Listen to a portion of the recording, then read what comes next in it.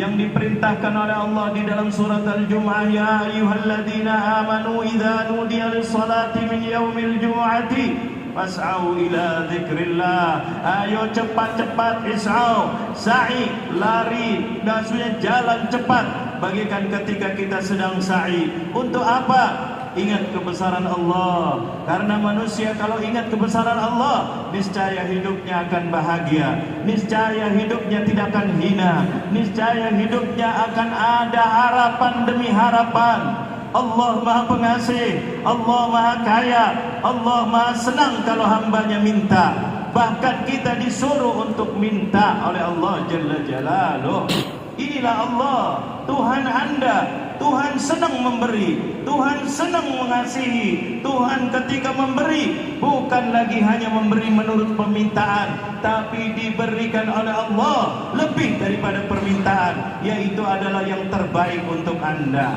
Kita kadang-kadang minta sesuatu, padahal sesuatu itu ujungnya tidak baik. Contoh yang mudah, kadang-kadang orang rame-rame ingin jabatan, tapi gara-gara jabatan dia dimasukkan dalam penjara, wal'iyadzubillah. Dia setelahnya masuk penjara, kalau boleh saya tidak jadi menteri, kalau boleh saya tidak menjadi direktur. Ya Allah, gara-gara ini aku masuk penjara. Allah Jalla Jalaluh tahu masa sekarang kita, tahu yang akan depan kita. Maka ketika kita minta, pasti Allah memberikan kepada kita yang terbaik. Makanya kita dianjurkan oleh Allah dan diterangkan oleh kekasihnya baginda Nabi Muhammad, yaitu untuk pasrah diri kepada Allah Jalla Jalaluh. Ufawwidhu amri ila Allah. Kita disuruh untuk berusaha, iya, tetapi setelah usaha serahkan kepada Allah. Fa inna ma'al usri yusra, inna ma'al usri yusra, fa idza faragta fansab. Coba bayangkan, kalau kamu sudah usaha, sudah ibadah, ibadah lagi. Sudah usaha, usaha terus. Jangan berhenti dalam usaha, tapi jangan bergantung kepada usaha Anda. Anda tidak tahu akibatnya, apa yang akan terjadi besok.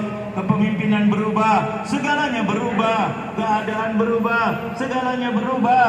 Umur kita, kesehatan kita, rezeki kita, yang tahu hanya Allah. Maka Allah mengajarkan kepada baginda Nabi Muhammad, yang mana untuk kita umatnya Nabi Muhammad, fa idza faraghta fansab, ditutup dengan apa? Wa ila rabbika farghab. Hanya bergantunglah kepada Allah. Kalian, harapan kalian adalah kepada Allah. Ketahuilah, Allah itu Maha Pengasih, Allah itu Maha tahu kebutuhan kita. Kita semuanya berbeda-beda, yang laki, yang perempuan, yang tua, yang muda, yang kaya, yang miskin. Bahkan yang kaya sama yang kaya pun berbeda-beda. Yang miskin dengan yang miskin berbeda-beda. Jangankan miskin, satu kandungan kadang-kadang nasibnya berbeda.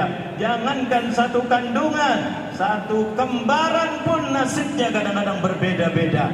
Subhanallah, Allah yang menjadikan ini semuanya. Maka datang Islam, kita disuruh lembut. Maksudnya lembut apa? Serahkan semuanya kepada Allah. Ikuti Al-Quran. Ini bulan-bulannya Al-Quran, bulan Al-Quran. Serahkan kepada Allah. Syahrul Ramadan alladzi unzila fihi Al-Quran hudan linnasi wa bayyinatin minal huda.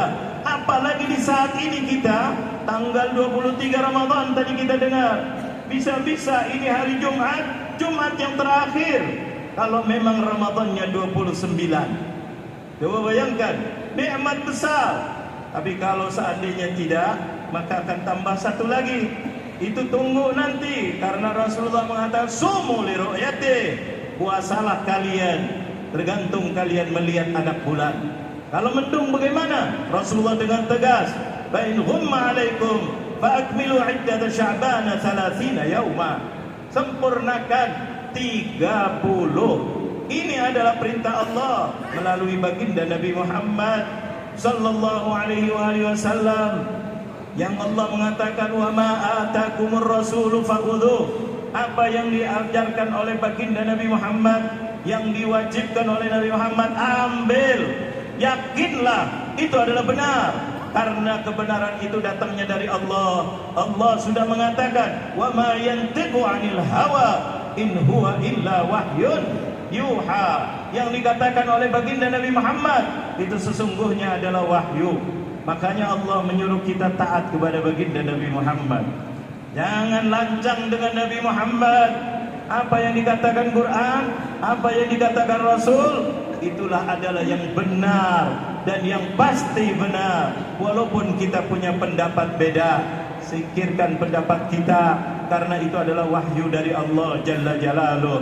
Syaitan akan bisik-bisiki kita, belum lagi dengan nafsu-nafsu kita. Ini Ramadan. Ramadan adalah bulan Al-Quran, bulan kepastian kebenaran, diturunkan oleh Allah pada bulan Ramadan. Apalagi kita di tanggal 23, berarti 10 awakhir.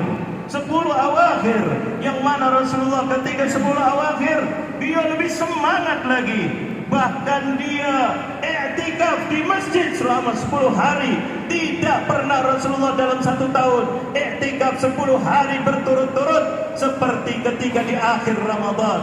Makanya berbondong-bondong orang beriktikaf di masjid, sebisa mungkin 10 hari. Nggak bisa sebagian, nggak bisa lagi. Niatkan kita iktikaf, mudah-mudahan mendapatkan pahala iktikaf.